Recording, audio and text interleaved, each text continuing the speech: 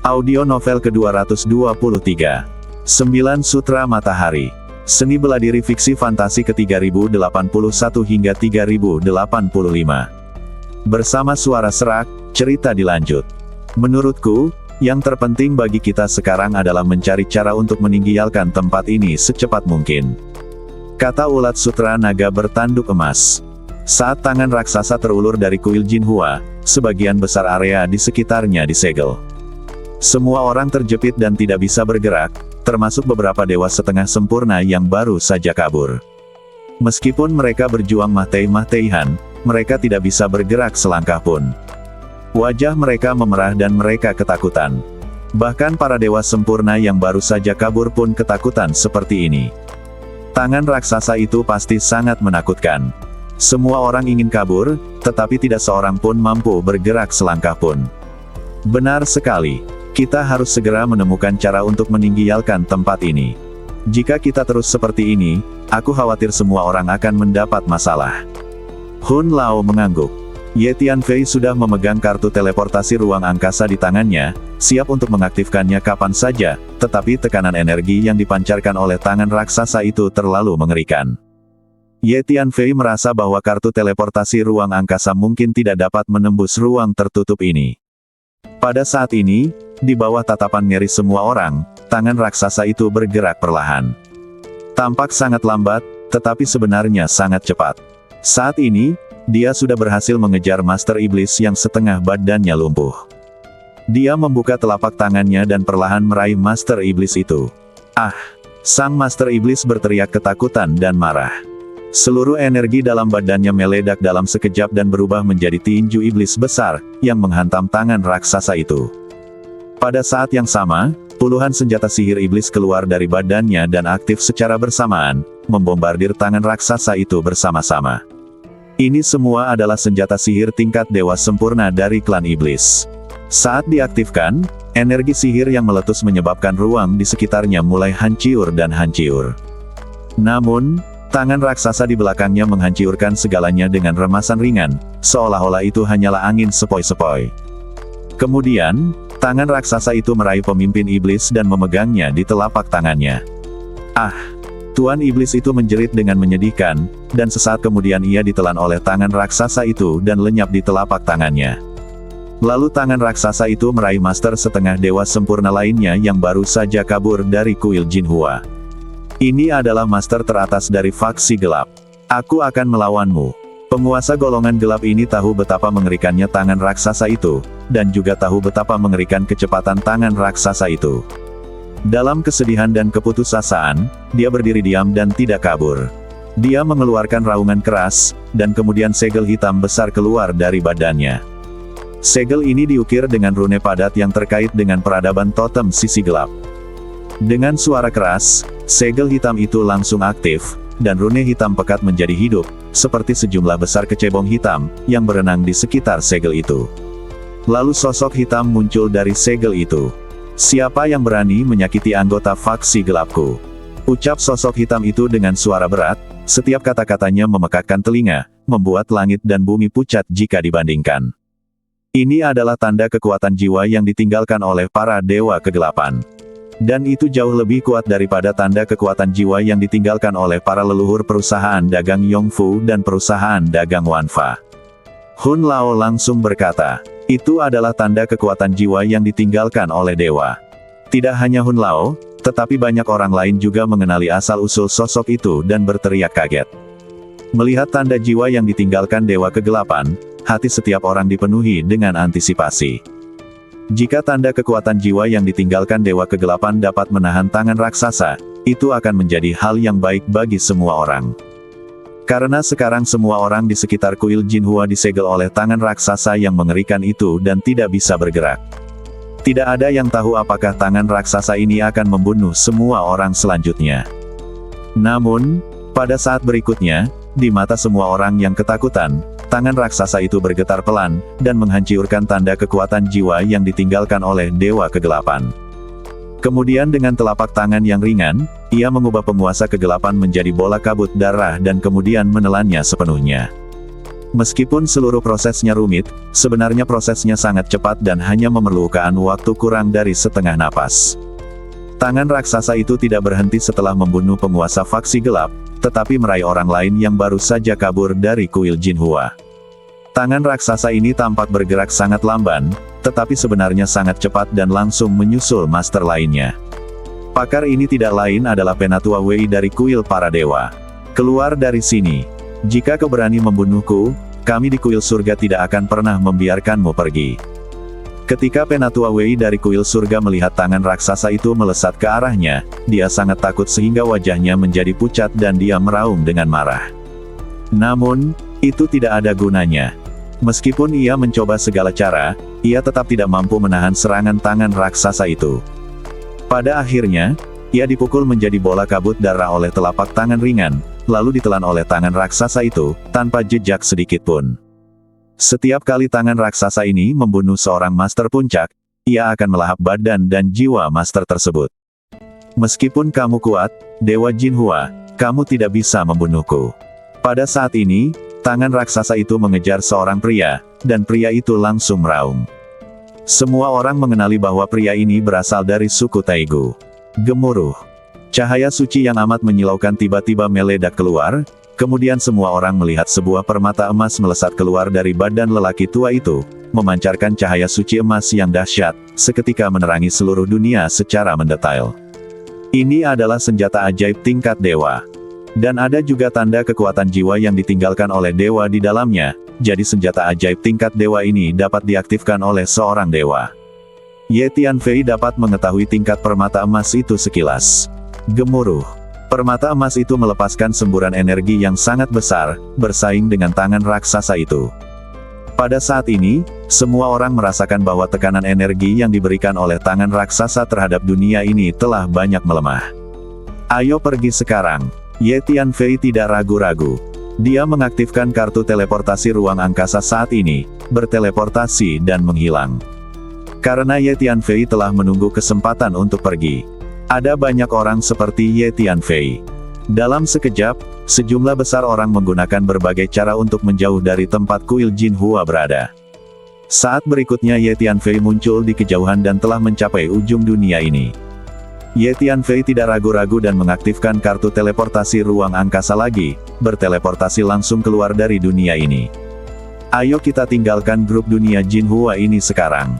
Di kekosongan grup dunia Jinhua, Ye Tianfei melihat kembali ke dunia tempat kuil Jinhua berada, lalu mengaktifkan kartu teleportasi ruang angkasa lagi, berteleportasi menuju kekosongan kacau di luar grup dunia Jinhua. Benar sekali, semakin jauh kita melangkah, semakin baik.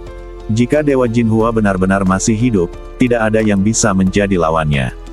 Dan tangan raksasa tadi terus melahap para master itu. Aku merasa bahwa dia menganggap energi daging dan darah para master ini sebagai sumber pengisian energi. Tidak seorang pun tahu apakah tangan raksasa itu akan menyerang orang lain setelah melahap para master teratas dari kekuatan besar itu.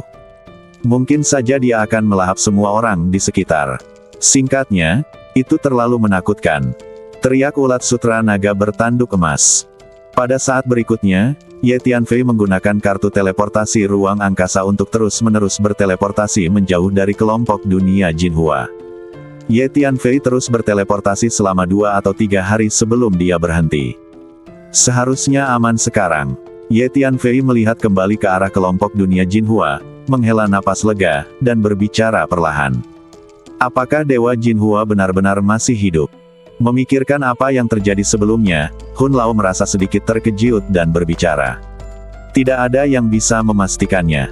Hanya para master yang pernah memasuki kuil Jinhua yang tahu. Kata Ye Tianfei. Tidak peduli apakah Dewa Jinhua masih hidup atau tidak, kelompok dunia Jinhua kini telah menjadi tempat yang sangat berbahaya, jadi kita tidak perlu mempedulikannya. Ye Tianfei melanjutkan. Benar juga. Jadi, kemana kita akan pergi selanjutnya? Hun Lao mengangguk dan berkata, bagaimana kalau begini? Ayo kita pergi ke cabang bank komersial naga emas dan beristirahat. Ye Tianfei berpikir sejenak dan menjawab, kalau begitu, mari kita pergi ke Nando World Group.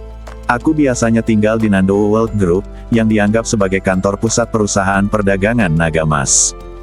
Tempat itu juga relatif rahasia. Biasanya, hanya para eksekutif senior inti dari perusahaan perdagangan naga emas kita yang akan tinggal di sana. Kata ulat sutra naga bertanduk emas. Baiklah, kalau begitu mari kita pergi ke grup dunia Nandou terlebih dahulu. Ye Tianfei mengangguk. Kemudian Ye Tianfei memasuki menara hantu dan membiarkan ulat sutra naga bertanduk emas memimpin menara hantu melewati kehampaan yang kacau. Saya pikir akan sulit bagi perusahaan dagang naga emas untuk terus maju. Saya tidak menyangka bahwa kekuatan keseluruhan perusahaan dagang Wanfa dan perusahaan dagang Yongfu begitu mengerikan. Mereka sebenarnya memiliki sejumlah besar master tingkat setengah dewa. Kalau tidak, saya pasti sudah menghindari mereka sejak lama dan tidak akan memprovokasi mereka. Kata ulat sutra naga bertanduk emas kepada Ye Tianfei sambil berjalan. Kedua perusahaan dagang ini memang sangat kuat. Bahkan jika kekuatan mereka secara keseluruhan tidak dapat menandingi kekuatan besar seperti faksi gelap, klan iblis, dan klan monster, mereka tidak jauh tertinggal. Ye Tianfei mengerutkan kening ketika dia memikirkan para penguasa setengah dewa di kedua perusahaan dagang itu. Kedua perusahaan ini memiliki cukup banyak master setengah dewa, dan mereka juga memiliki master teratas yang telah mencapai tingkat setengah dewa sempurna. Kekuatan seperti itu memang tidak sebanding dengan Golden Dragon Company. Tapi kenapa? Aku tidak memintamu untuk membawa orang-orang dari perusahaan dagang naga emas untuk terlibat dalam baku tembak dengan kedua perusahaan dagang itu. Jika kita tidak bisa melakukannya secara terbuka, kita bisa melakukannya secara diam-diam. Ye Tianfei berpikir sejenak dan berkata sambil mensibir. Oh, jelaskan lebih rinci. Bagaimana kita melakukannya secara diam-diam? Ulat sutra naga bertanduk emas langsung tertarik saat mendengarnya. Alasan saya meminta Anda untuk membuka bank komersial naga emas ini adalah untuk menghasilkan uang. Sekarang bank komersial Wanfa dan bank komersial Yongfu ingin berurusan dengan bank komersial naga emas dan mencegahnya menghasilkan uang. Kemudian kita akan pergi dan menyelesaikan akun dengan kedua bank komersial ini dan mengambil kembali uang dari mereka. Ye Tianfei berkata sambil tersenyum.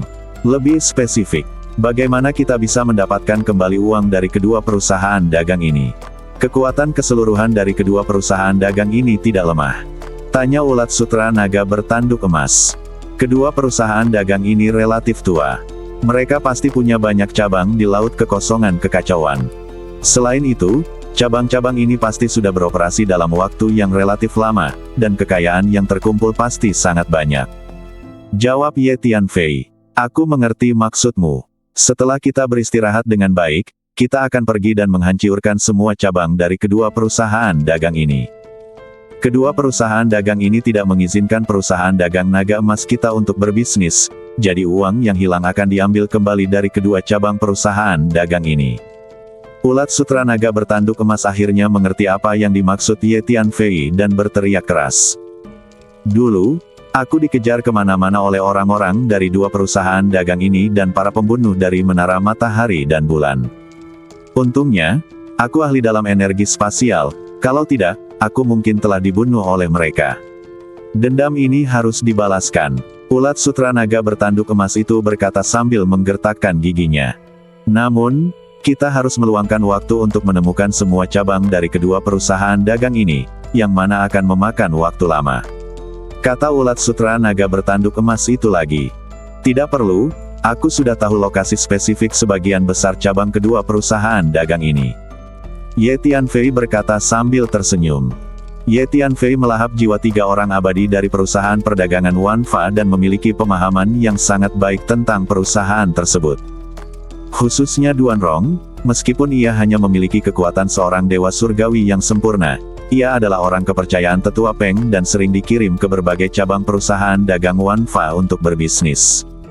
Ia mengenal sebagian besar cabang perusahaan dagang Wanfa dengan baik. Pada saat yang sama, karena hubungan antara perusahaan dagang Wanfa dan perusahaan dagang Yongfu sangat dekat, dan mereka bahkan sering bekerja sama dalam bisnis, Duan Rong mengetahui tentang banyak cabang perusahaan dagang Yongfu yang tersebar di laut kekosongan kekacauan. Menara Matahari dan Bulan adalah organisasi pembunuh yang relatif tua di laut kekosongan kekacauan. Organisasi ini sangat kuat dan misterius. Bahkan Duan Rong tidak tahu di mana kantor pusat dan cabang Menara Matahari dan Bulan berada.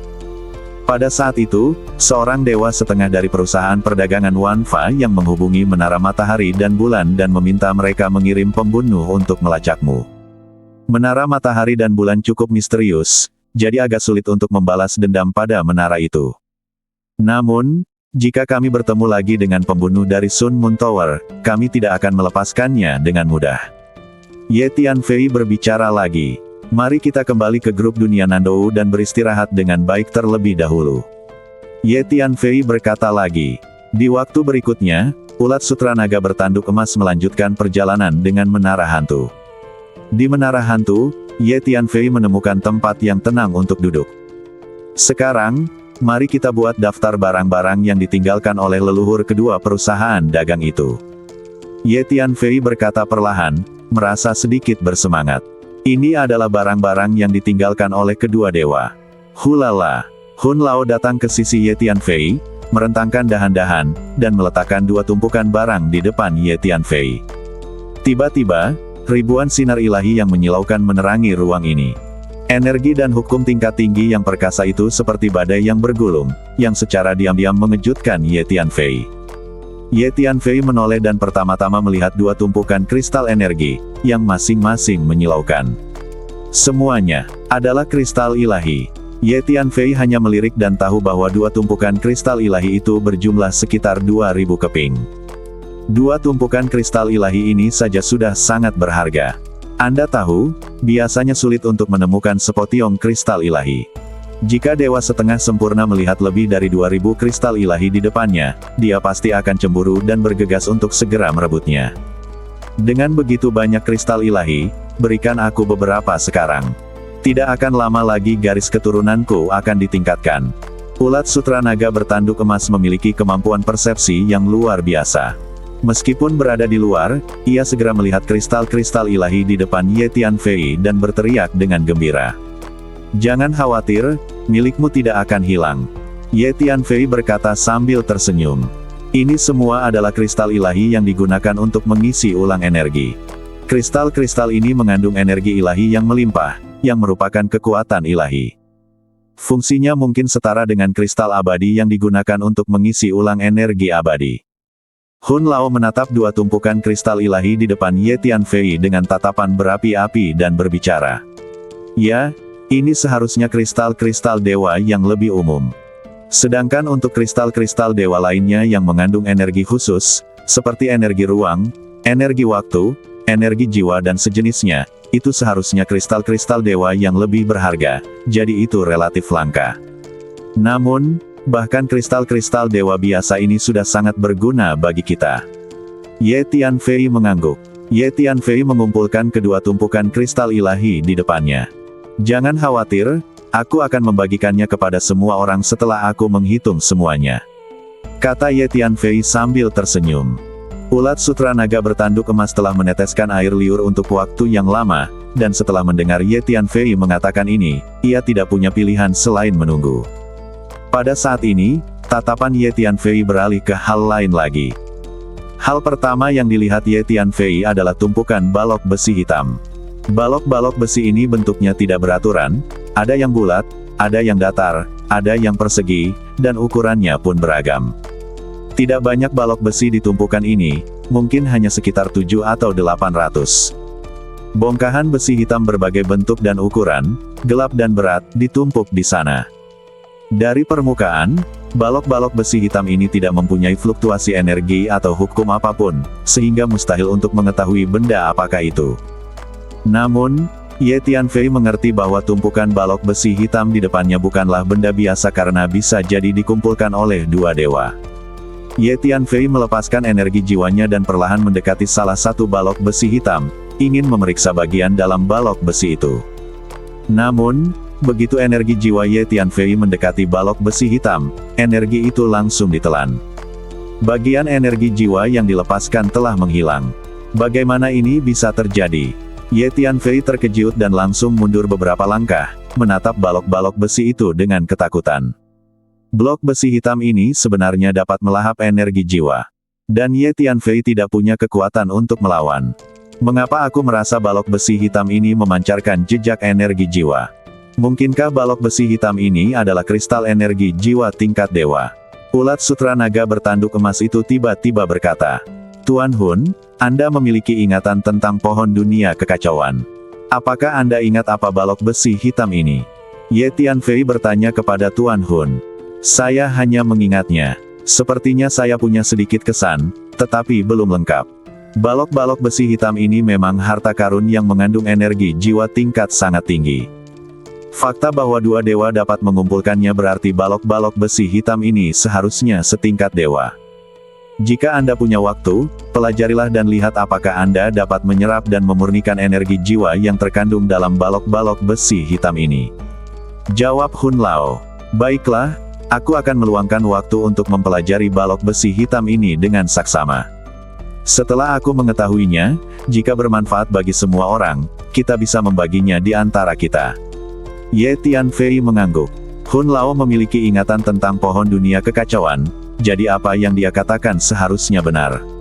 Blok besi hitam di depannya ini seharusnya adalah harta karun yang mengandung energi jiwa tingkat tinggi. Ye Tianfei mengumpulkan semua balok besi hitam di depannya.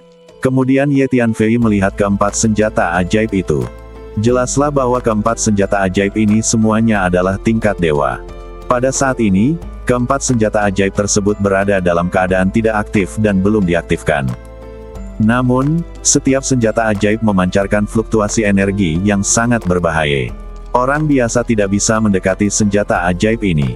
Untungnya, aku memiliki darah pohon dunia kekacauan, jadi senjata ajaib ini tidak bisa melukaiku. Dan badanmu sangat kuat.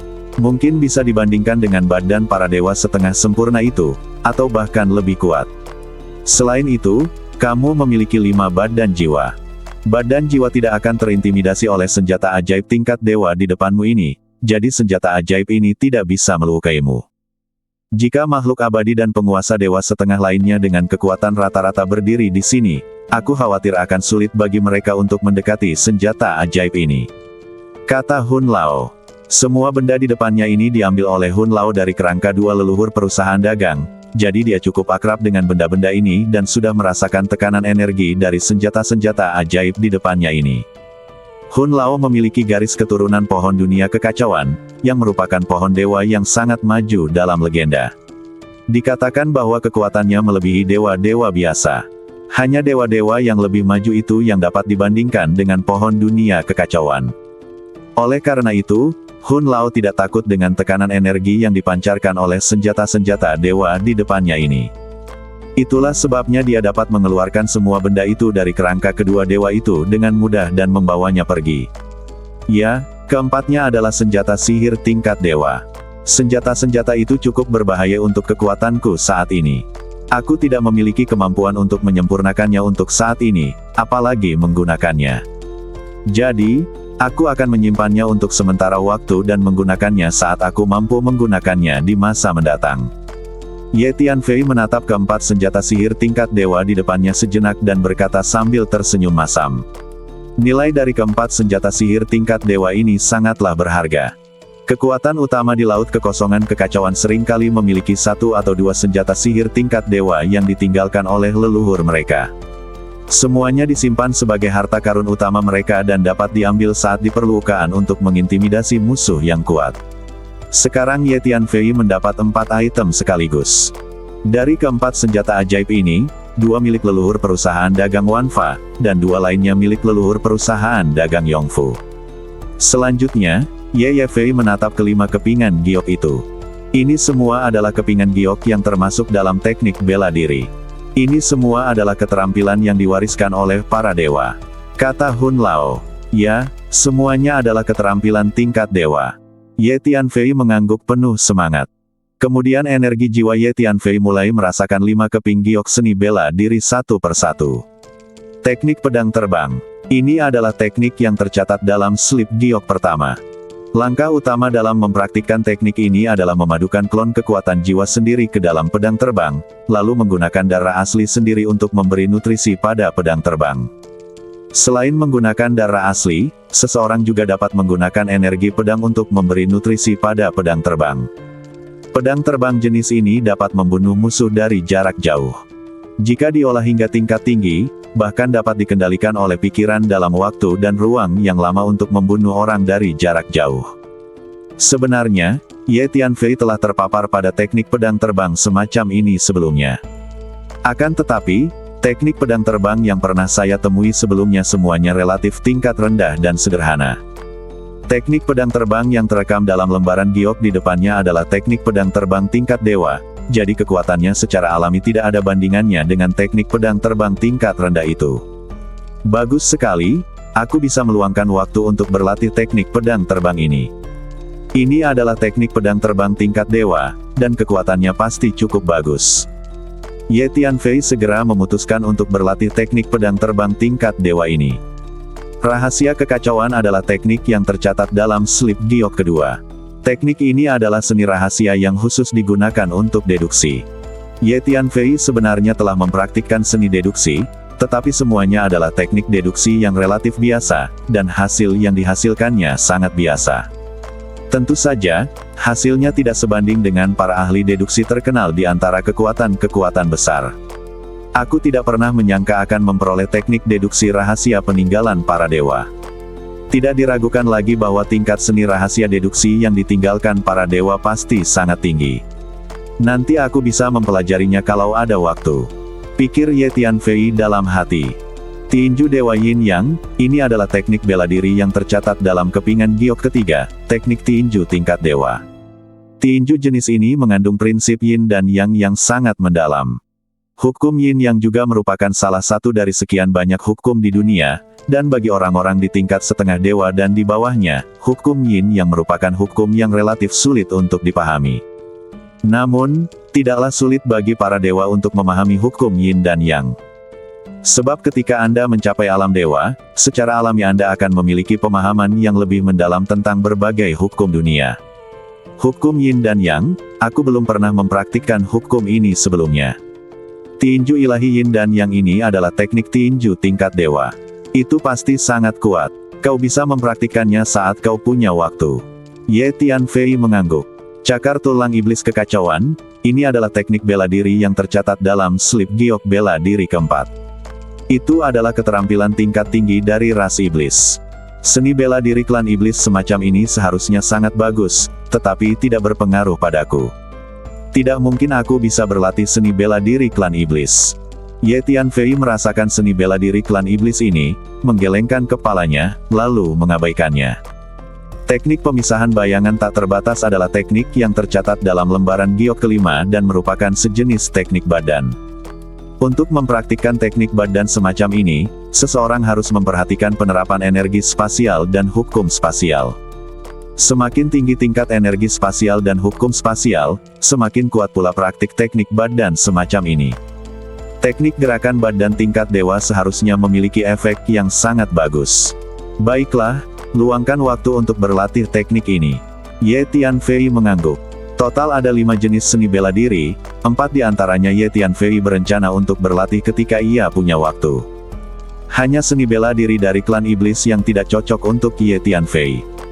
Ya, aku telah memperoleh 4 jenis keterampilan tingkat dewa. Ini semua adalah warisan tingkat dewa. Hun Lao bertanya kepada Ye Tianfei tentang keterampilan yang tercatat dalam 5 lembar batu giok, lalu berkata sambil tersenyum.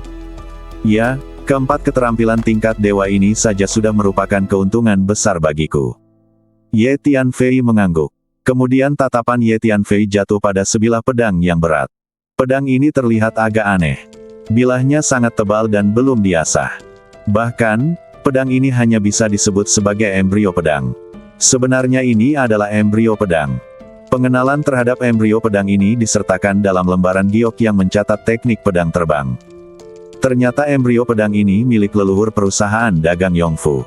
Ia menghabiskan banyak uang untuk membelinya saat masih hidup, dan ia secara khusus bermaksud menggunakannya untuk berlatih teknik pedang terbang. Namun, sebuah kecelakaan terjadi bahkan sebelum ia mulai berlatih secara formal, dan ia meninggal bersama leluhur perusahaan dagang Wanfa di ruang kecil kelompok dunia Jinhua. Sekarang embrio pedang dan teknik pedang terbang ini telah jatuh ke tangan Ye Tianfei. Kemudian Ye Tianfei melihat ketiga set bendera formasi. Fluktuasi energi yang dipancarkan oleh ketiga set bendera formasi ini menunjukkan bahwa semuanya pasti milik formasi tingkat dewa. Apa yang disebut formasi tingkat dewa disempurnakan dengan menggunakan bahan-bahan formasi tingkat dewa. Ketiga susunan formasi ini pasti dapat membentuk tiga formasi tingkat dewa yang sangat kuat. Aku harus mempelajarinya dengan saksama saat aku punya waktu. Ye Tianfei berkata dalam hati. Akhirnya, tatapan Ye Tianfei tertuju pada 10 cincin luar angkasa. Secara umum, para dewa sudah dapat menciptakan ruang di dalam badan mereka untuk menyimpan semua jenis barang bawaan. Beberapa barang yang sering digunakan dapat ditempatkan di ruang di dalam badan mereka untuk memudahkan akses. Terutama beberapa senjata ajaib, yang dapat disimpan langsung di badan mereka. Ketika mereka perlu digunakan, mereka dapat segera dipanggil dengan pikiran, mengambil inisiatif dan melawan musuh. Relatif mudah bagi para dewa untuk menciptakan ruang di dalam badan mereka, jadi para dewa sebenarnya jarang menggunakan cincin ruang. Beberapa dewa tingkat tinggi bahkan dapat menciptakan dunia di dalam diri mereka sendiri, tetapi para dewa yang dapat menciptakan dunia di dalam badan mereka seharusnya adalah para dewa teratas. Hun Lao juga melihat ke 10 cincin ruang, berbicara sambil melihat. Tetapi mengapa kedua dewa ini menyimpan begitu banyak cincin angkasa di ruang badan mereka sendiri? Lanjut Hun Lao. Mari kita lihat apa yang ada di dalamnya dan kita akan tahu. Kata Ye Tianfei, lalu merasakan 10 cincin ruang angkasa satu persatu. Jadi begitulah adanya. 10 cincin angkasa ini secara khusus ditinggalkan oleh dua dewa untuk generasi mendatang.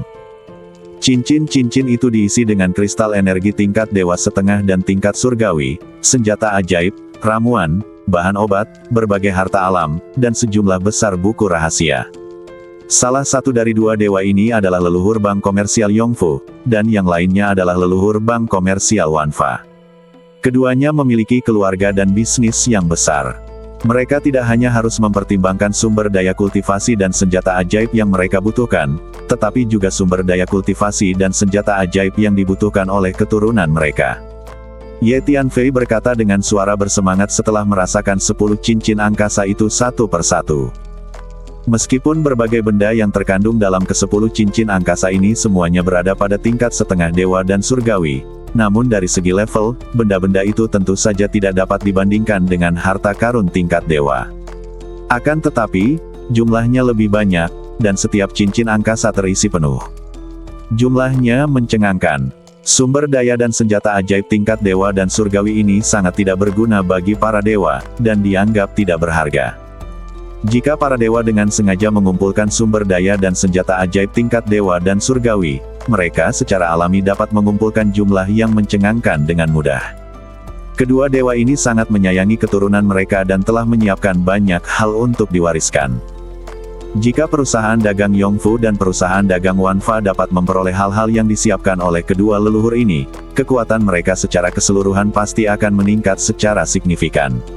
Sayangnya, semuanya sekarang menjadi milikku, kata Ye Tianfei sambil tersenyum. Inilah harga yang dibayar kedua pebisnis itu karena memburuku.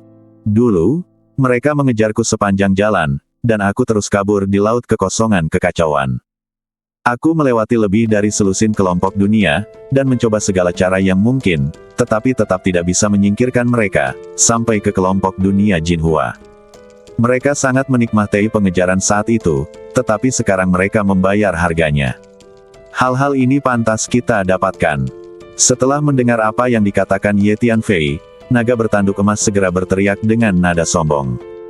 Ya, semua ini adalah harga yang dibayar kedua bisnis itu atas tindakan mereka terhadap bisnis naga emas kita, kata Ye Tianfei sambil tersenyum. Mulai sekarang, kita tidak akan kekurangan sumber daya dan senjata ajaib tingkat dewa dan tingkat surgawi, tambah Ye Tianfei. Faktanya, dengan kekuatan Ye Tianfei saat ini, sebagian besar sumber daya di tingkat peri surgawi dan tingkat setengah dewa tidak lagi berguna, kecuali sumber daya dan senjata ajaib di tingkat setengah dewa tingkat tinggi dan setengah dewa sempurna masih berguna. Namun, Ye Tianfei sekarang memiliki pasukan aliansi dan perusahaan perdagangan naga emas di bawah komandonya. Isi dari 10 cincin luar angkasa yang diperolehnya dapat digunakan untuk meningkatkan kekuatan keseluruhan pasukan aliansi dan perusahaan perdagangan naga emas. Tidak mungkin. Sekarang Ye Tianfei tidak lagi sendirian, tetapi setidaknya memiliki dua kekuatan. Dia harus mempertimbangkan perkembangan kedua kekuatan ini. Pada waktu berikutnya, ulat sutra naga bertanduk emas melanjutkan perjalanannya di kehampaan yang kacau bersama menara hantu, sementara Ye Tianfei mundur dan beristirahat di menara hantu. Pahami teknik pedang terbang. Ye Tianfei mengeluarkan slip giok yang merekam teknik pedang terbang dan mulai mempelajarinya menggunakan salah satu badan jiwa. Ini adalah teknik pedang terbang tingkat dewa, dan tentu saja jauh lebih kuat daripada teknik pedang terbang biasa di dunia. Setelah leluhur bank komersial Yongfu memperoleh teknik pedang terbang ini, ia awalnya berencana untuk mempraktikkannya. Namun, sebelum ia sempat mempraktikkannya, ia meninggal bersama leluhur bank komersial Wanfa. Leluhur kedua perusahaan dagang itu rupanya bersahabat seumur hidup dan mati, dan mereka bahkan mengasingkan diri bersama untuk menyembuhkan luka mereka setelah terluka. Namun, tanpa diduga, kedua belah pihak memiliki motif tersembunyi masing-masing dan bersekongkol melawan satu sama lain, dan akhirnya saling bertarung dan mati bersama. Apa sebenarnya alasan di balik ini tidak diketahui oleh generasi selanjutnya. Setelah mempelajari teknik pedang terbang ratusan kali, mata Ye Tianfei tertuju pada embrio pedang. Pedang kosong ini dibeli oleh leluhur perusahaan dagang Yongfu dengan harga yang sangat mahal. Jika kamu ingin berlatih teknik pedang terbang ini, hal pertama yang perlu kamu lakukan adalah menggabungkan salah satu klon jiwamu dengan embrio pedang ini, dan biarkan klon jiwamu menjadi roh embrio pedang. Kemudian kamu dapat menggunakan garis keturunan aslimu, energi badan jiwa, dan energi pedang yang telah kamu kembangkan sendiri, dan bahkan energi mentalmu untuk memelihara embrio pedang ini. Ye Tianfei menatap embrio pedang dan berkata dengan lembut. Menurut isi yang tercatat dalam buku rahasia ilmu pedang terbang, energi mental juga dapat digunakan sebagai salah satu energi untuk memelihara embrio pedang. Aku ingin tahu apakah aku bisa berlatih teknik pedang terbang tingkat dewa dengan kekuatanku saat ini.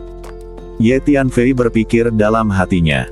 Ini adalah pertanyaan terbesar dalam benak Ye Tianfei setelah ia selesai mempelajari rahasia teknik pedang terbang.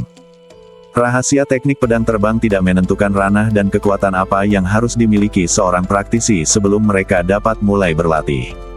Coba saja. Setelah Ye Tianfei sekali lagi mempelajari rahasia ilmu pedang terbang di lautan jiwanya, dia menghela napas ringan dan berbicara. Kemudian Ye Tianfei mulai berlatih teknik pedang terbang. Ye Tianfei pertama-tama mengembunkan klon jiwanya sendiri, yang merupakan hal mudah bagi Ye Tianfei. Klon kekuatan jiwa berbeda dengan jejak kekuatan jiwa. Klon kekuatan jiwa jauh lebih tinggi levelnya daripada jejak kekuatan jiwa. Klon kekuatan jiwa setara dengan klon badan jiwa. Meskipun bukan badan jiwa yang sebenarnya, struktur keseluruhannya serupa. Tentu saja, energi yang dimilikinya hanya 2 atau 3% dari energi badan jiwa yang sebenarnya, atau paling banyak 3 atau 4%. Tanda kekuatan jiwa hanya setara dengan batasan kekuatan jiwa yang berisi memori badan asli. Baik strukturnya maupun energi kekuatan jiwa yang dikandungnya jauh dari sebanding dengan klon kekuatan jiwa. Tidak lama kemudian, Ye Tianfei memadatkan klon jiwa. Selama proses ini, Ye Tianfei menempatkan sejumlah besar kristal energi jiwa tingkat setengah dewa di sekitar badannya, terus-menerus menyerapnya untuk mengisi kembali energi jiwanya. Setelah memadatkan klon jiwa, Ye Tianfei mulai mengintegrasikan klon jiwa ini ke dalam embrio pedang sesuai dengan metode yang tercatat dalam teknik pedang terbang. Ini adalah langkah yang relatif penting, karena begitu seseorang dapat mengintegrasikan klon jiwanya dengan sempurna ke dalam embrio pedang, itu berarti embrio pedang tersebut memiliki roh senjata. Roh senjata tersebut kemudian dapat mengendalikan embrio pedang, yang berarti embrio tersebut memiliki kecerdasan. Namun, Ye Tianfei segera menyadari bahwa sulit untuk menggabungkan klon jiwanya ke dalam embrio pedang, karena bahan embrio pedang ini bermutu sangat tinggi dan termasuk bahan tingkat dewa. Alam Ye Tianfei saat ini hanyalah alam dewa surgawi. Tentu saja, kekuatan jiwa sejati Ye Tianfei sekarang setara dengan dewa setengah dewa tingkat tinggi, atau bahkan mendekati dewa setengah dewa sempurna. Namun, apapun yang terjadi, masih cukup sulit untuk memadukan material tingkat dewa. Untungnya, badan jiwa Ye Tianfei memiliki kualitas yang sangat baik, dan ia juga memiliki 2 badan jiwa dan 3 planet kekuatan jiwa. Konfigurasi seperti itu tidak dapat dibandingkan bahkan dengan dewa setengah sempurna. Pada awalnya, ketika klon jiwa Ye Tianfei ingin bergabung ke dalam embrio pedang, tiba-tiba ada kekuatan pantulan yang mengerikan, yang mengguncang klon jiwa Ye Tianfei hingga jauh. 5 atau 6 klon jiwa pertama langsung hancur dan berubah menjadi tidak ada apa-apa.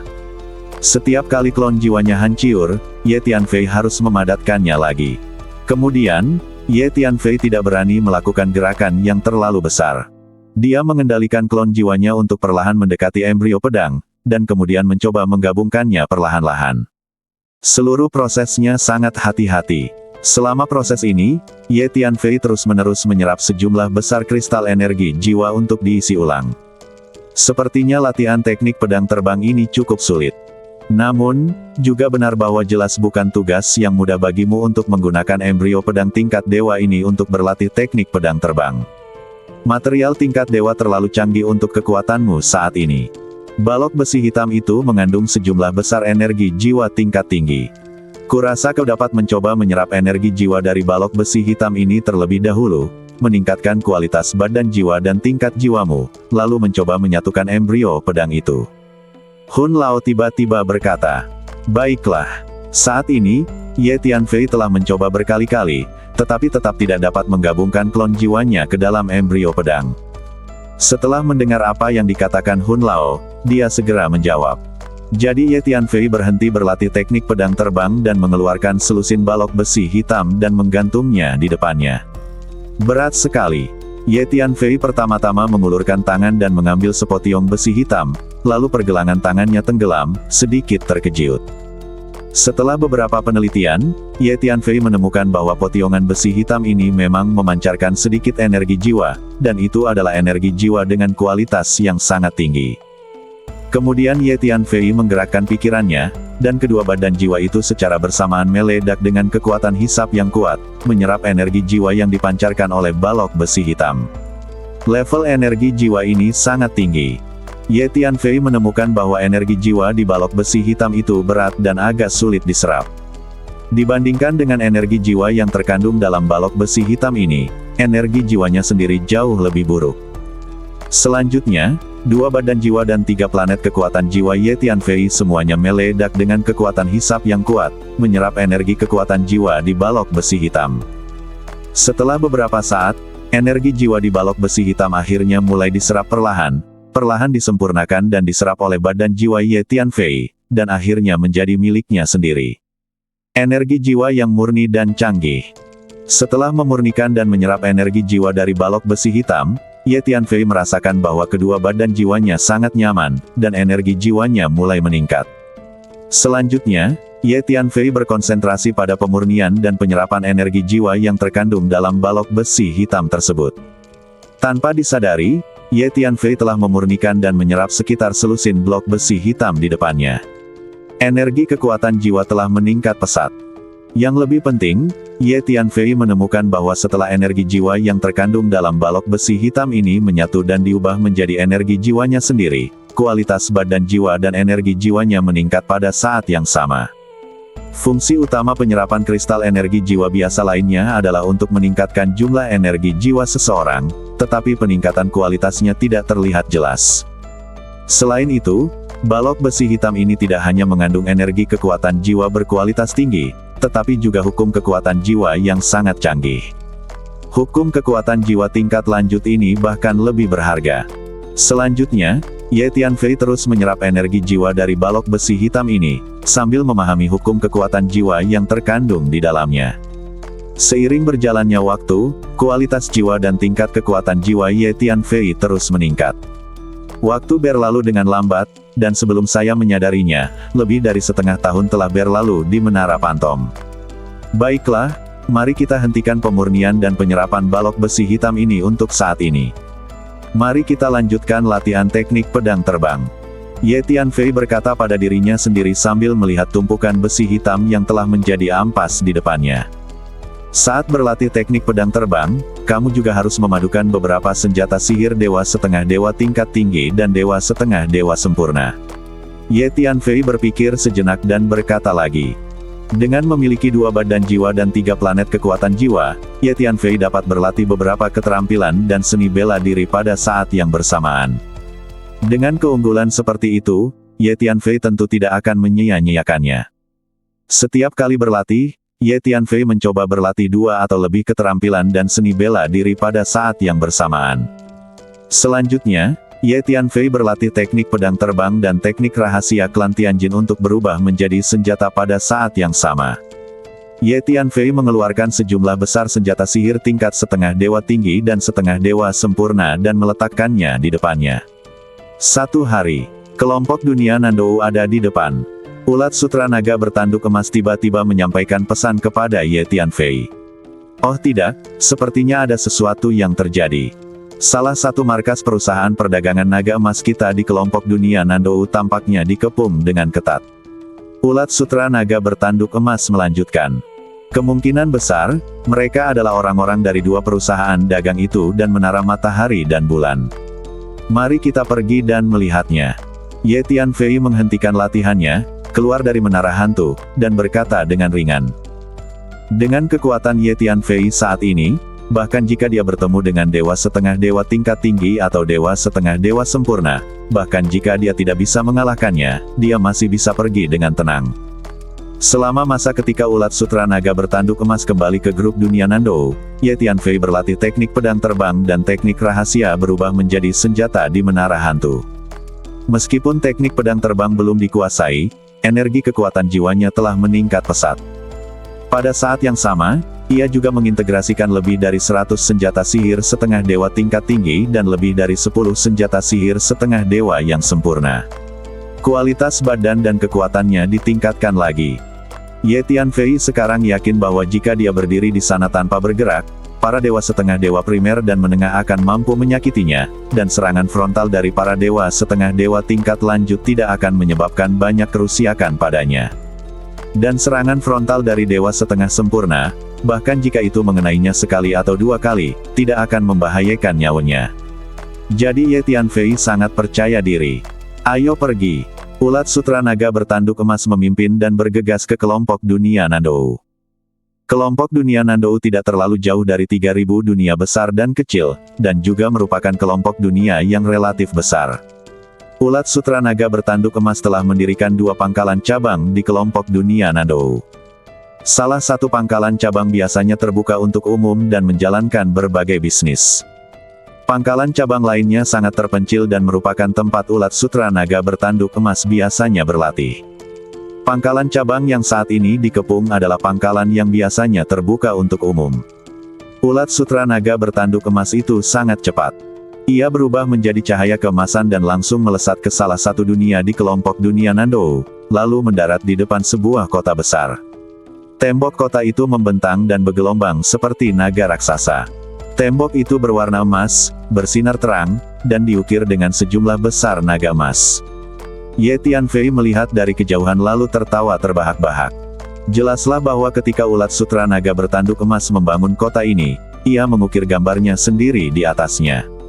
Setiap naga emas di tembok kota tampak megah dan menjulang tinggi di langit. Jika diamati lebih dekat, kepala setiap naga emas sangat mirip dengan ulat sutra naga bertanduk emas.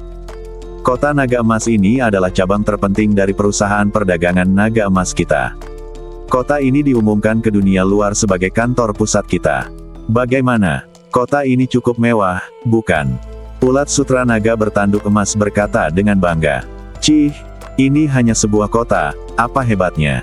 Kata Hu Miao. Pada saat ini, kota emas itu dikelilingi oleh pasukan padat, yang penuh dengan niat membunuh. Itu benar-benar orang-orang dari perusahaan dagang Wanfa dan perusahaan dagang Yongfu, serta beberapa pasukan afiliasi dari kedua perusahaan dagang ini. Ketika saya menghadapi penyergapan di grup dunia Guheng sebelumnya, saya telah menerima pesan bahwa kota naga emas dikepung.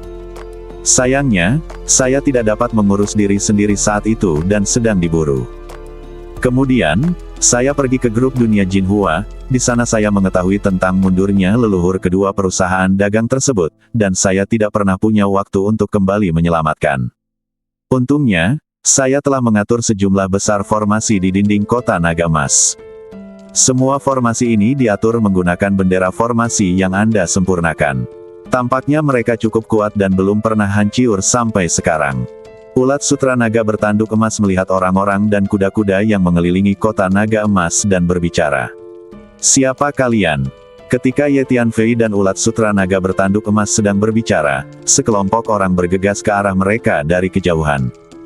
Ye Tianfei memikirkannya, dan dengan suatu niat, sekelompok orang diteleportasi keluar dari menara hantu. Termasuk 5 dewa setengah, lebih dari 300 dewa surgawi, dan lebih dari 1000 dewa emas. Mereka adalah orang-orang yang dibawa Ye Tianfei ketika dia meninggalkan 3000 dunia setelah mendengar sesuatu terjadi pada ulat sutra naga bertanduk emas. Karena tidak diperlukan lagi, mereka diperbolehkan tinggal di menara hantu. Bunuh mereka, ucap Ye Tianfei ringan sambil menatap pasukan yang mengepung kota naga emas di kejauhan. Bunuh. Gan Changfeng dan 5 master setengah dewa lainnya mendengar kata-kata Ye Tianfei, tidak bertanya apa-apa, melambaikan tangan, dan memimpin dewa surgawi dan dewa emas mereka untuk membunuh. Meskipun anak buah Ye Tianfei tidak banyak jumlahnya, mereka dipimpin oleh 5 penguasa setengah dewa dan kekuatan mereka secara keseluruhan sangat kuat. Ledakan-ledakana. Kelima dewa setengah dewa itu bergegas ke garis depan dan melancarkan serangkaian serangan dahsyat yang menyapu ke depan, seketika menyebabkan seluruh dunia bergemuruh dan mendidih. Kelima dewa setengah dewa itu semuanya memiliki banyak senjata sihir tingkat dewa setengah dewa yang diberikan kepada mereka oleh Ye Tianfei. Selain itu, Ye Tianfei sering membantu mereka memurnikan pil, sehingga efektivitas tempur mereka secara keseluruhan sangat kuat. Semua dewa surgawi dan semua dewa emas bergegas maju bersama. Dalam waktu singkat, pasukan yang mengepung kota terpaksa mundur. Kutu kupret ini, sekarang kalian tahu betapa kuatnya kita. Apakah mereka benar-benar berpikir bahwa perusahaan perdagangan naga emas kita mudah untuk diganggu? Sebentar lagi kedua perusahaan perdagangan yang buruk itu akan menyadari bahwa mereka telah mengganggu seseorang yang tidak mampu mereka ganggu. Ulat sutra naga bertanduk emas merasa sangat lega saat dia menyaksikan pertempuran di depan. Tepat pada saat ini, wajah Ye Tianfei menjadi gelap dan dia langsung menggunakan pedang jiwa. Sebuah teriakan. Di tempat yang tidak jauh dari situ, sesosok badan tercabik terlempar keluar, berlumuran darah. Inilah pembunuh dari menara matahari dan bulan. Teriak ulat sutra naga bertanduk emas. Begitu ulat sutra naga bertanduk emas selesai berbicara, Ye Tianfei bergerak dan melangkah ke kanan. Dia mengulurkan tangannya dan meraih seseorang dari arah itu. Ini adalah seorang pria yang terbungkus jubah abu-abu dengan topeng mengerikan di wajahnya. Topeng ini memiliki fungsi untuk mengisolasi persepsi jiwa, sehingga orang tidak dapat melihat wajah aslinya. Inilah pembunuh dari menara matahari dan bulan. Teriak ulat sutra naga bertanduk emas lagi. Pada saat ini, telapak tangan Ye Tianfei mencengkeram leher pembunuh menara matahari dan bulan. Meskipun pembunuh itu berjuang mati-matian, kekuatan fisik Ye Tianfei terlalu kuat, dan mustahil baginya untuk melepaskan diri dari telapak tangan Ye Tianfei. Setelah lelaki berjubah abu-abu itu berjuang beberapa kali untuk bernapas, tatapan tekad melintas di matanya. Kemudian energi di badannya tiba-tiba mengembang, dan energi yang dahsyat dilepaskan, membawa napas kehancuran. Orang ini ingin meledakkan dirinya sendiri dan melukai musuh. Konon, ini adalah teknik rahasia menara matahari dan bulan yang dapat membunuh badan dan musuh. Saat menghadapi bahaya mematikan yang tidak dapat dihindari, para pembunuh menara matahari dan bulan akan menggunakan teknik rahasia ini untuk membuat badan mereka meledak dan melepaskan energi peledak yang kuat untuk membunuh diri mereka sendiri dan musuh. Ulat sutra naga bertanduk emas segera mengingatkan Ye Tianfei. Pada saat ini, Ye Tianfei telah menggunakan metode bintang kekuatan jiwa. 3 planet kekuatan jiwa menyerbu ke lautan jiwa pria berjubah abu-abu itu pada saat yang sama dan mengepung badan jiwanya. Selain 3 planet kekuatan jiwa, Ye Tianfei juga menggunakan pedang jiwa untuk menyerbu ke lautan jiwa pria berjubah abu-abu dan menyerang badan jiwanya. Bukan hanya badan pria berjubah abu-abu ini yang akan meledak, jiwanya juga akan meledak. Namun, 3 serangan planet kekuatan jiwa yang dilepaskan oleh Ye Tianfei sangat kuat. Dikombinasikan dengan pedang jiwa, mereka menyerbu ke depan dan menekan badan jiwa pria berjubah abu-abu itu, segera mengendalikan pikirannya, dan kemudian secara paksa melahap badan jiwanya hampir dalam sekejap. Alam pria berjubah abu-abu ini hanyalah alam dewa surgawi tingkat tinggi. Karena ia telah mempraktikkan berbagai rahasia pembunuhan aneh dari menara matahari dan bulan, kekuatan tempurnya jauh lebih kuat daripada alam dewa surgawi tingkat tinggi biasa, dan ia bahkan dapat membunuh orang di atas levelnya dengan mudah. Sayang sekali dia bertemu Ye Tianfei. Setelah jiwa pria berjubah abu-abu itu dilahap, energi kekerasan di badannya berangsur-angsur menjadi tenang, karena badannya sekarang berada di bawah kendali Ye Tianfei. Setelah melahap jiwa pria berjubah abu-abu itu, Ye Tianfei memperoleh ingatannya. Pria berjubah abu-abu ini memang seorang pembunuh dari menara matahari dan bulan. Melalui ingatan pria berjubah abu-abu ini, Ye Tianfei dengan cepat mengunci lebih dari 20 pembunuh dari menara matahari dan bulan di ruang sekitarnya, dengan seringai di wajahnya. Para pembunuh di menara matahari dan bulan dapat menemukan lawan masing-masing.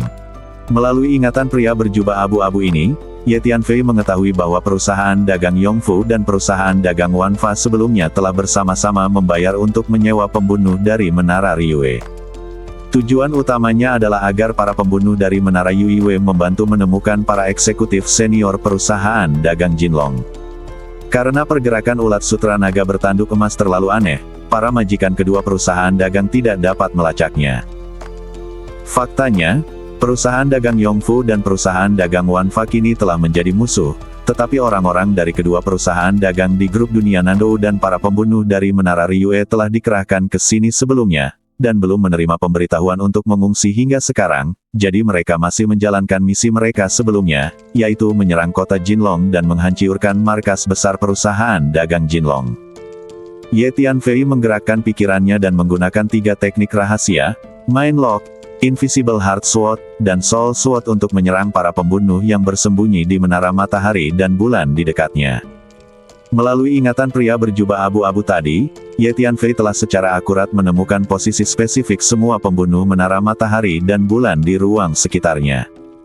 Para pembunuh menara matahari dan bulan ini telah mempraktikkan teknik rahasia yang sangat canggih yaitu teknik tembus pandang, yang dapat dengan sempurna menyembunyikan badan mereka di ruang angkasa, membuat mereka sulit ditemukan.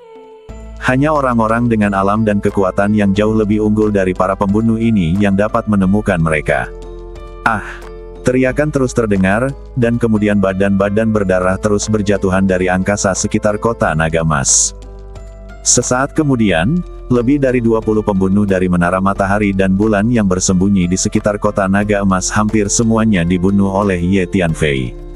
Bagaimana mungkin? Bagaimana dia bisa tahu lokasi pasti semua pembunuh kita dan membunuh mereka dengan sangat akurat? Di suatu tempat dekat kota Jinlong, seorang pria parubaya berjubah abu-abu berkata dengan gigi terkatup, terkejut dan marah. Dia baru saja melihat dengan mata kepalanya sendiri Ye Tianfei mengulurkan tangan dan menangkap pembunuh itu keluar dari angkasa, jadi dia tahu bahwa Ye Tianfei lah yang membunuh lebih dari 20 pembunuh dari menara matahari dan bulan. Tidak bagus. Pada saat ini, dia tiba-tiba merasakan niat membunuh yang mengerikan datang ke arahnya. Aku sudah ketahuan oleh orang itu. Aku harus segera pergi dari sini. Pria parubaya berjubah abu-abu itu merasa kedinginan. Dia berbalik dan lari tanpa ragu-ragu. Namun Ye Tianfei tidak mau membiarkannya lolos. Dia melangkah maju dengan kecepatan yang luar biasa dan langsung berada di belakang pria parubaya berjubah abu-abu itu. Dia menggunakan kunci pikiran, pedang hati tak terlihat, pedang jiwa, dan metode bintang kekuatan jiwa untuk menyerang pria parubaya berjubah abu-abu itu secara bersamaan. Tidak mungkin. Bagaimana kau bisa menemukanku? Pria parubaya berjubah abu-abu itu adalah dewa setengah baya tingkat menengah. Selain itu, ia mempraktikkan teknik pembunuh rahasia yang diwariskan dari menara matahari dan bulan. Ia unik dalam menyembunyikan badan, gerakan badan, dan kecepatannya. Ia jarang ditemukan oleh orang lain saat ia sedang menjalankan tugas. Bahkan jika seorang dewa setengah baya tingkat tinggi atau dewa setengah baya yang sempurna datang ke sini, mereka harus terus merasakan dan mencari, dan akan membutuhkan usaha untuk menemukannya. Namun sekarang Ye Tianfei menguncinya dalam waktu singkat, yang membuatnya tidak dapat dipercaya. Apakah sulit menemukanmu? Ye Tianfei mensibir dan melemparkan pukulan. Di tinjunya, lebih dari 10 senjata sihir tingkat dewa muncul pada saat yang sama. Kekuatan fisik yang mengerikan mengalir keluar seperti banjir bandang, langsung menenggelamkan ruang tempat pria parubaya berjubah abu-abu itu berada. Pria parubaya berjubah abu-abu itu paling ahli dalam teknik rahasia pembunuhan, yang menekankan pada penyembunyian jejaknya dan tiba-tiba membunuh lawan tanpa ada yang menyadarinya. Pertarungan langsung seperti ini bukanlah kelebihannya, terutama saat menghadapi Ye Tianfei, dia bahkan semakin tidak mampu melawan. Aku dari Menara Matahari dan Bulan. Jika kau berani membunuhku, Menara Matahari dan Bulan tidak akan pernah melepaskanmu. Menghadapi tinju Ye Tianfei yang menggelinding, pria parubaya berjubah abu-abu itu menebas ke depan dengan pedang panjang di tangannya, tetapi dia sama sekali tidak yakin untuk menahan serangan Ye Tianfei, dan berteriak. Ye Tianfei tahu bahwa tingkat kekuatan jiwa dan metode bintang yang dia latih sekarang tidak cukup untuk melahap jiwa dewa setengah tingkat menengah, jadi dia tidak berniat membiarkan siapapun hidup. Dengan suara keras, tinju Ye Tianfei melesat dan langsung mengenai lelaki parubaya berjubah abu-abu itu, menyebabkan dia meledak dan berubah menjadi gumpalan kabut darah. Pada saat ini, para dewa di bawah Ye Tianfei memimpin pasukan mereka dan bertempur dengan orang-orang dari 2 perusahaan dagang. Pertarungan itu sangat sengit. Karena pihak Ye Tianfei memiliki 5 dewa, dia memiliki keuntungan besar. Yang paling berkuasa di antara para petinggi perusahaan naga emas adalah makhluk surgawi yang sempurna, jadi ketiga kekuatan perusahaan Yongfu, perusahaan Wanfa, dan Menara Matahari dan Bulan masing-masing hanya mengirim 1 dewa setengah, dan total ada 3 dewa setengah yang memimpin pengepungan kota naga emas. Dewa setengah dari Menara Matahari dan Bulan telah hancur berkeping-keping oleh pukulan Ye Tianfei, hanya menyisakan 2 dewa setengah dari perusahaan perdagangan Yongfu dan perusahaan perdagangan Wanfa, yang sama sekali tidak mampu bertahan dalam situasi tersebut. Satu-satunya keuntungan dari kedua perusahaan itu adalah mereka memiliki lebih banyak orang, sehingga mereka masih dapat bertahan untuk sementara waktu. Aku ikut juga. Ulat sutra naga bertanduk emas berubah menjadi cahaya keemasan dan bergegas ke medan perang, menghancurkan kepala seorang abadi tingkat tinggi dengan keras, menyebabkannya meledak. Kekuatan tempur sesungguhnya dari ulat sutra naga bertanduk emas sebenarnya setara dengan kekuatan seorang dewa, jadi terlalu mudah untuk membunuh makhluk surgawi. Aku juga ikut. Hu Miao muncul di samping Ye Tianfei, anggun dan menawan, dengan satu ilusi demi ilusi mengelilingi badannya yang halus. Selama periode ini, Ye Tianfei memberinya banyak kristal ilahi untuk kultivasi, dan garis keturunannya sekali lagi mencapai terobosan. Sekarang dia hanya perlu berdiri di sana, dan ilusi cemerlang akan terus muncul di ruang di sekitarnya, tanpa dia harus secara sengaja melakukan ilusi. Keadaan ini disebut munculnya ilusi secara spontan. Hu Miao bergegas ke medan perang, dan kemanapun dia pergi, dia segera menarik musuh ke lingkungan yang aneh. Beberapa orang yang energi jiwanya tidak cukup kuat berdiri di sana, tidak dapat bergerak, dan beberapa bahkan mulai menangis dan menjerit, terperangkap dalam ilusi dan tidak dapat melepaskan diri. Kemudian Huang Sang dan klon vampirnya muncul dan bergabung dalam pertempuran. Ye Tianfei hanya perlu berdiri dan mengawasi situasi. Jika dia menemukan seseorang di pihaknya dalam bahaya, dia akan membantu. Karena orang kuat Ye Tianfei yang menjaga di samping, para penguasa yang relatif kuat dari 2 perusahaan dagang Jinlong dan perusahaan dagang Wanfa, dengan cepat terbunuh. Para dewa setengah dari 2 perusahaan dagang itu dikepung dan dibunuh oleh Gan Changfeng dan 5 dewa setengah lainnya, dan akhirnya mati hampir pada saat yang bersamaan. Huang Sang berkeliaran di medan perang, terus-menerus melahap pecahan-pecahan jiwa di medan perang ini, sementara klon-klan darah menggunakan teknik penghisapan darah untuk terus-menerus menyerap esensi darah di medan perang ini. Setelah beberapa saat, pasukan dari 2 perusahaan dagang itu sama sekali tidak dapat melawan dan mulai runtuh. Pasukan yang tersisa tidak memiliki semangat juang dan berbalik serta kabur. Gan Changfeng dan 5 dewa setengah dewa lainnya memimpin anak buahnya untuk berburu dan membunuh. Tuan, Anda akhirnya kembali. Sebelum pertempuran berakhir, orang-orang dari perusahaan perdagangan naga emas yang ditempatkan di kota naga emas telah bergegas keluar untuk memberi penghormatan kepada ulat sutra naga bertanduk emas. Sebagian besar pasukan utama di bawah Ulat Sutra Naga bertanduk emas berasal dari pasukan aliansi, dan hanya sejumlah kecil yang direkrut kemudian. Tuan Muda Ye juga ada di sini. Temui Tuan Muda Ye. Tak lama kemudian pasukan sekutu melihat Ye Tianfei berdiri di tepi medan perang. Mereka semua terkejut dan bergegas memberi penghormatan kepada Ye Tianfei. Faktanya, semua orang tahu bahwa Ye Tianfei adalah pemilik sebenarnya dari perusahaan perdagangan naga emas, dan Ulat Sutra Naga bertanduk emas hanya dikirim oleh Ye Tianfei untuk menjalankan perusahaan perdagangan naga emas. Sekarang bos sebenarnya di balik layar telah tiba, orang-orang di Golden Dragon Trading Company sangat bersemangat. Tuan Muda Ye, sebagian besar musuh telah dihabisi, tetapi beberapa masih berhasil kabur. Saya telah mengirim orang untuk terus memburu mereka. Gan Changfeng dan beberapa dewa lainnya mendatangi Ye Tianfei untuk melapor. Tidak apa-apa, ayo kita masuk ke kota naga emas dan melihat-lihat dulu. Ye Tianfei mengangguk, lalu memimpin jalan menuju kota naga emas. Skala kota naga emas cukup bagus. Kota ini dibangun khusus oleh Ulat Sutra bertanduk emas dengan usaha keras. Tanda yang paling jelas adalah pola naga emas yang ada di mana-mana. Ada ukiran naga emas di tembok kota, jalan, dan berbagai bangunan di kota. Saat Anda berjalan ke kota dan melihat sekeliling, Anda dapat melihat ukiran naga emas berkilauan di mana-mana, yang sangat mengesankan. Bagaimana? Lumayan, kan? Ini kantor pusat yang diumumkan oleh perusahaan dagang naga emas kita. Aku sengaja membangunnya agar lebih mewah. Kita tidak boleh membiarkan hal itu mempermalukan perusahaan dagang naga emas kita. Kata Ulat Sutra Naga bertanduk emas dengan bangga. Cukup bagus. Ye Tianfei menjawab dengan santai. Ye Tianfei sama sekali tidak peduli dengan ini. Tujuan utama Ye Tianfei meminta Jin Jiaolongchan mendirikan perusahaan perdagangan naga emas adalah untuk menghasilkan uang, dan yang lainnya tidak relevan. Bagaimana kalau begini? Aku akan memperkuat kota naga emas ini. Kata Ye Tianfei setelah mengikuti Ulat Sutra Naga bertanduk emas mengelilingi kota naga emas. Kemudian Ye Tianfei pertama kali menggunakan seni geomansi untuk mulai menyiapkan formasi tanah. Dengan tingkat geomansi Ye Tianfei saat ini, sangat mudah untuk membentuk formasi tanah di daratan. Gemuruh. Ye Tianfei menghentakkan kakinya untuk berkomunikasi dengan energi bumi.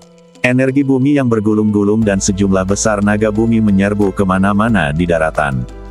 Akhirnya, mereka berkumpul di bawah tanah kota naga emas, membuat energi seluruh kota naga emas menjadi sangat padat.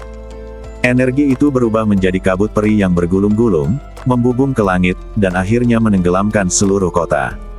Tidak lama kemudian, Ye Tianfei mendirikan lebih dari selusin formasi dasar di dalam dan luar kota naga emas. Setiap formasi dasar berubah menjadi tempat yang putus asa atau berbahaya, menghadirkan segala macam pemandangan aneh yang membuat orang takut. Kemudian Ye Tianfei mulai mengatur formasi. Ye Tianfei mendirikan ratusan formasi besar di dalam dan luar kota naga emas, termasuk formasi psikedelik, defensif, ofensif, dan isolasi.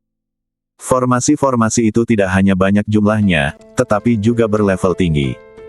Dengan formasi dan susunan tanah ini, bahkan jika dewa setengah dewa tingkat tinggi dan dewa setengah dewa sempurna datang, mereka tidak akan dapat menyerang kita. Ulat Sutra Naga bertanduk emas berseru dengan gembira saat dia melihat formasi dan susunan tanah yang diatur oleh Ye Tianfei. Sulit untuk mengatakannya. Jika ada seorang ahli formasi, atau seorang dewa setengah dewa tingkat tinggi atau dewa setengah dewa sempurna yang datang dengan senjata sihir yang kuat, itu masih bisa dipatahkan.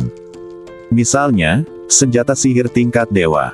Ye Tianfei berpikir sejenak dan menjawab. Di masa depan, bank komersial naga emas harus lebih rendah hati, memiliki lebih sedikit musuh, dan fokus pada pengelolaan bisnis.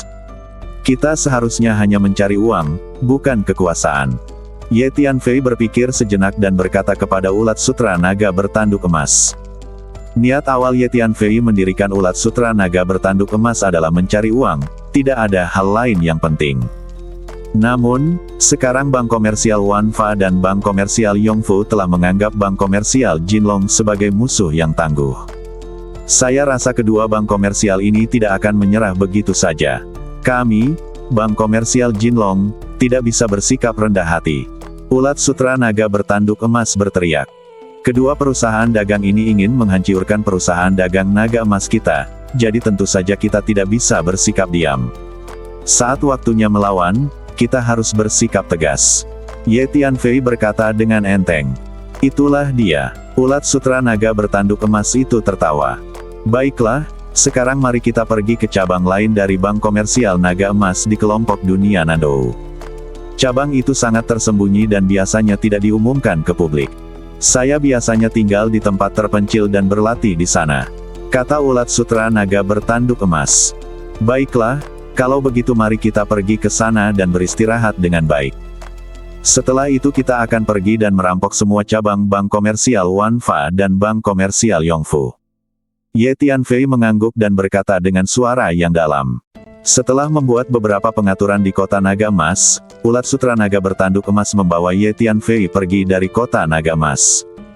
Tidak lama kemudian, mereka memasuki dunia lain di kelompok dunia Nandou dan tiba di dunia kecil.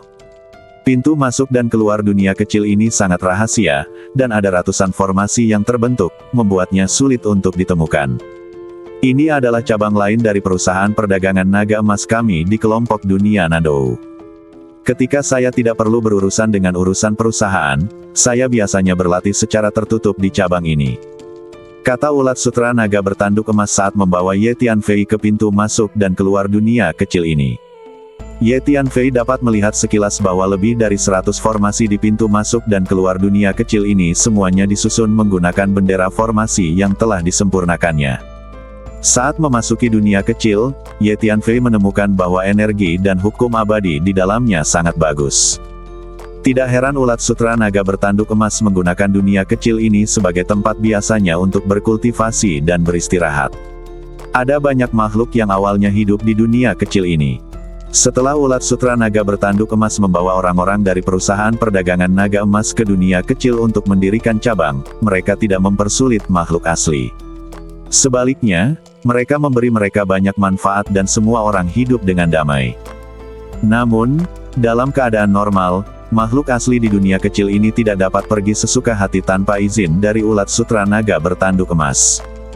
Tidak lama setelah memasuki dunia kecil, ulat sutra naga bertanduk emas membawa Ye Tianfei ke kota emas. Kota ini hampir persis sama dengan kota naga emas beberapa waktu lalu.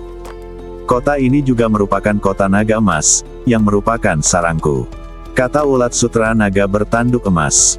Kau benar-benar tahu cara menikmati dirimu sendiri.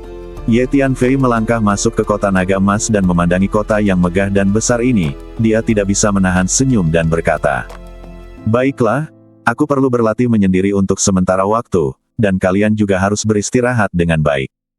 Ini adalah kantor pusat perusahaan perdagangan naga emas, wilayah kita sendiri. Ye Tianfei memindahkan Gan Changfeng dan 5 dewa setengah dewa lainnya, serta semua orang lainnya, dan meminta mereka untuk mencari tempat seperti kota naga emas untuk memulihkan diri.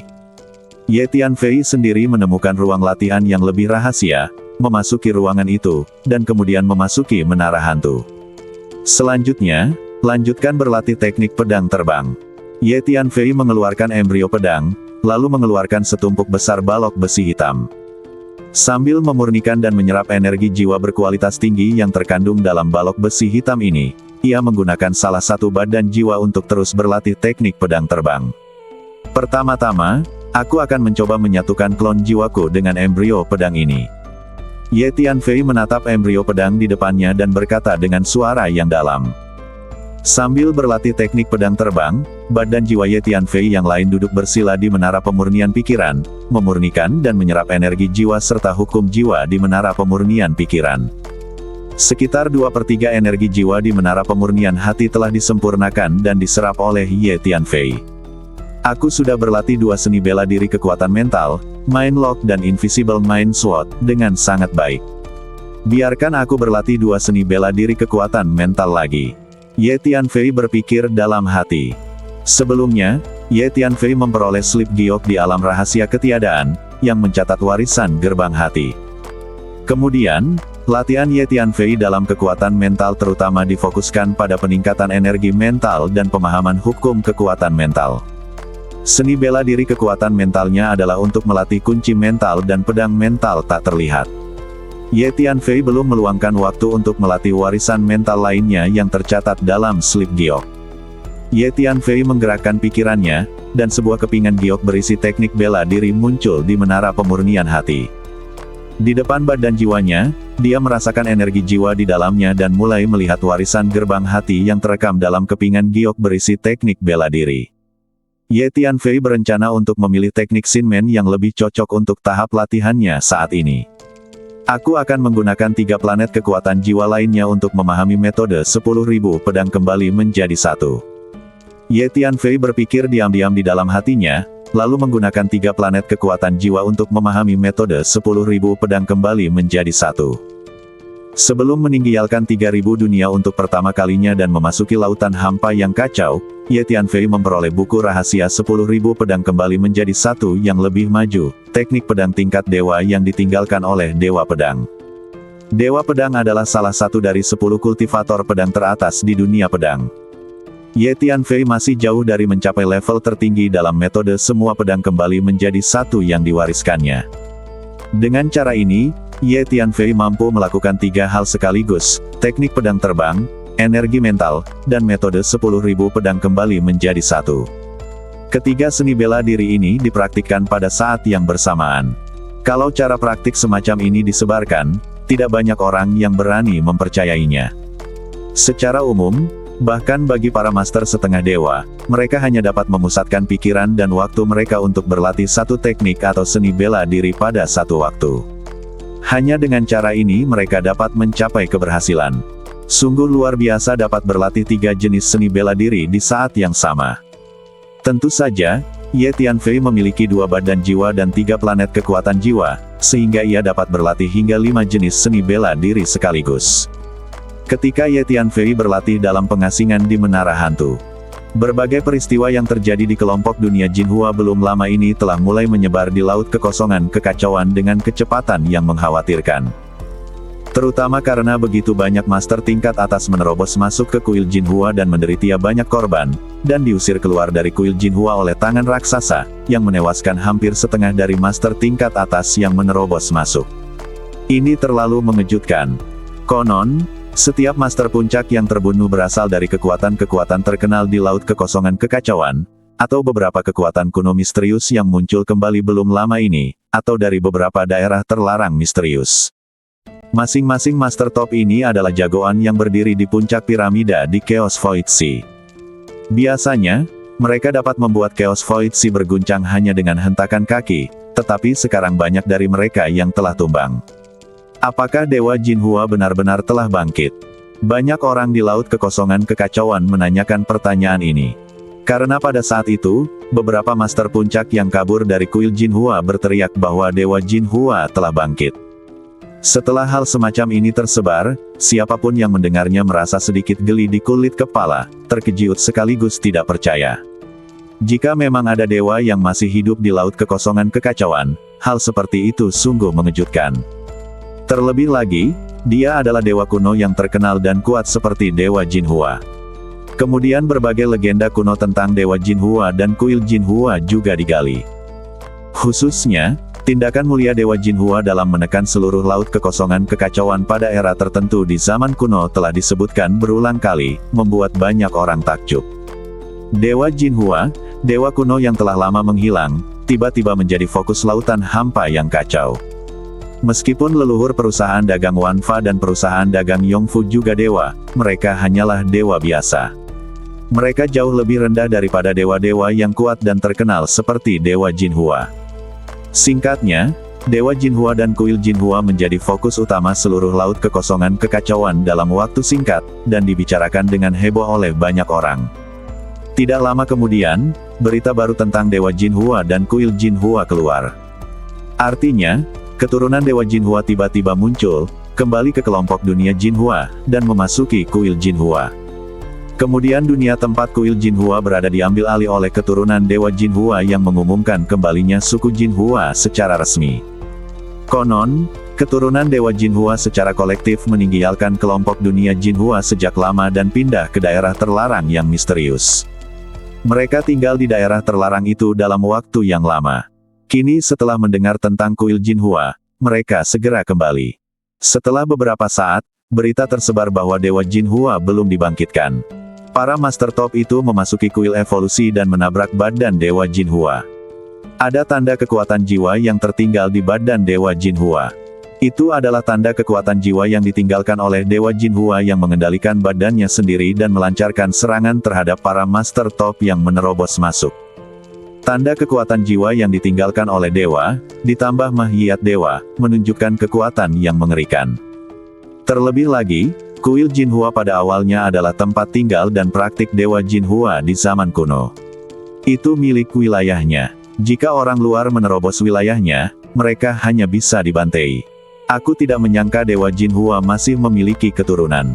Mulai sekarang, Laut Kekosongan Kekacauan memiliki satu kekuatan yang lebih kuat. Banyak orang menghela nafas. Keturunan Dewa Jinhua kembali dari tanah terlarang yang misterius, dan memiliki latar belakang yang mengerikan seperti kuil Jinhua. Tidak ada yang berani memprovokasi mereka. Begitu banyak Master Top yang menerobos masuk ke kuil Jinhua, tetapi terbunuh dan terpaksa kabur karena panik. Begitu banyak orang yang meninggal. Sejak saat itu, tidak ada yang berani menerobos masuk ke kuil Jinhua lagi. Kutu Kupret, salah satu dewa setengah dewa sempurna dari perusahaan dagang Wanfa kita meninggal di kuil Jinhua dan tidak mendapatkan apapun. Bahkan harta yang ditinggalkan oleh leluhur kita pun diambil oleh orang lain. Dan pemilik perusahaan dagang Jinlong juga kabur tepat di bawah hidung kita. Hasil seperti itu sungguh sulit diterima. Di markas besar perusahaan dagang Wanfa, terdengar suara gemuruh marah. Kami, perusahaan dagang Wanfa, telah lama tidak menonjolkan diri di Laut Kekosongan Kekacauan. Sekarang, kami akhirnya telah memasuki era baru para dewa. Awalnya kami ingin menemukan harta karun yang ditinggalkan oleh para leluhur dan mengambil inisiatif di era para dewa yang baru saja dimulai ini, tetapi kami tidak menyangka akan mendapatkan hasil seperti ini. Kepala perusahaan dagang Wanfa, seorang pria parubaya yang anggun berpakaian putih, duduk di kursi tinggi di istana perusahaan dagang Wanfa dengan ekspresi yang sangat buruk di wajahnya, dan berkata dengan suara yang dalam. Penyihir kuno, dapatkah kau menyimpulkan siapa yang mencuri harta karun peninggalan leluhur perusahaan perdagangan Wanfa kita? Kepala bank itu menatap seorang lelaki tua kurus yang mengenakan jubah abu-abu di sebelahnya dan bertanya. Bos, saya terluka parah dalam pertempuran dengan penyihir Liu dari Bank Komersial Yongfu.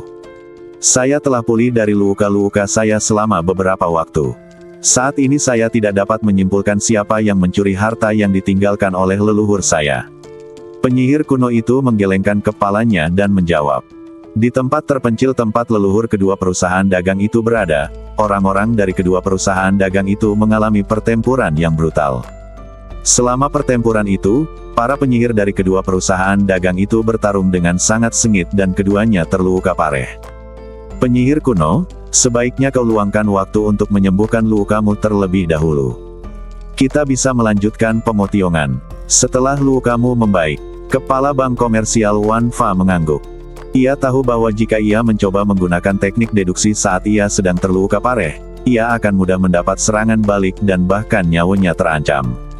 Penyihir kuno adalah penyihir paling ahli dalam seni deduksi di perusahaan dagang Wanfa. Jika terjadi sesuatu pada penyihir kuno, itu akan menjadi kerugian besar bagi perusahaan dagang Wanfa. Bos, saya menduga perampokan harta karun leluhur kita kemungkinan besar terkait dengan manajemen puncak Bank Komersial Naga Emas. Tiba-tiba, seorang tetua Bank Komersial Wanfa angkat bicara. Oh, kenapa kau berkata begitu?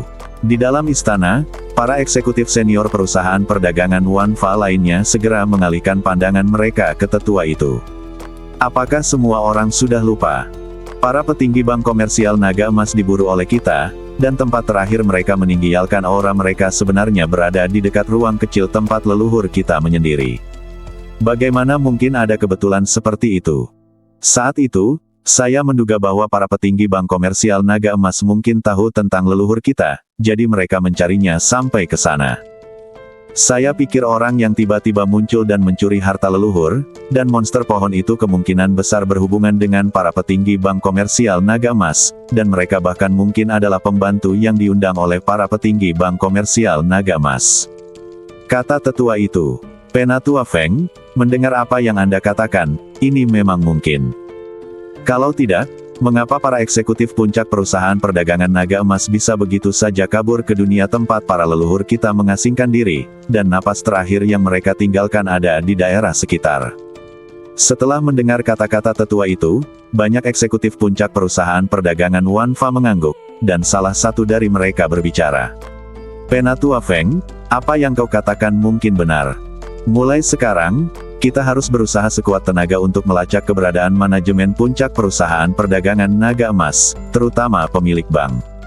Selain itu, gunakan seluruh kekuatanmu untuk menyelidiki identitas dan asal-usul iblis pohon itu dan orang yang tiba-tiba muncul di altar. Temukan mereka dengan cara apapun. Jika ada yang berani mencuri harta leluhur kita, itu akan menjadi pertarungan sampai mati dengan perusahaan perdagangan Wanfa kita. Pemilik utama mengangguk dan berkata perlahan, kami telah membawa kembali tulang-tulang leluhur kami. Mulai sekarang, tulang-tulang leluhur kami adalah salah satu fondasi perusahaan dagang Wanfa kami. Manajer umum perusahaan dagang Wanfa melanjutkan. Setelah Ye Tianfei pergi, orang-orang dari dua perusahaan dagang mengambil jasad leluhur mereka dan akhirnya membawanya kembali ke kantor pusat. Karena ini adalah mahiat dewa, ia memiliki kekuatan yang sangat mengerikan. Mahiat leluhur adalah satu-satunya keuntungan bagi kedua bisnis kali ini. Ada satu hal lagi. Mulai sekarang, Bank Komersial Wanfa dan Bank Komersial Yongfu adalah musuh bebuyutan. Semua kerjasama bisnis sebelumnya dengan Bank Komersial Yongfu tidak sah. Di masa depan, kita harus bersaing dengan Bank Komersial Yongfu dengan segala cara dan mencari kesempatan untuk menghancurkan Bank Komersial Yongfu untuk membalas dendam leluhur kita. Pada saat yang sama, di kantor pusat Bank Komersial Yongfu, di sebuah istana mewah, para eksekutif puncak Bank Komersial Yongfu juga mengadakan pertemuan, membahas topik yang sama. Dengan cara apapun, kita harus mencari tahu siapa yang mencuri harta karun peninggalan leluhur kita, dan terus memburu para petinggi Bank Komersial Naga Emas. Akhirnya, Kepala Bank Komersial Yongfu berkata dengan keras. Selain itu, Bank Komersial Yongfu dan Bank Komersial Wanhua sudah menjalin hubungan yang tidak bersahabat. Suatu hari nanti, kami akan menghancurkan Bank Komersial Wanfa. Imbu pimpinan Bank Komersial Yongfu bersambung.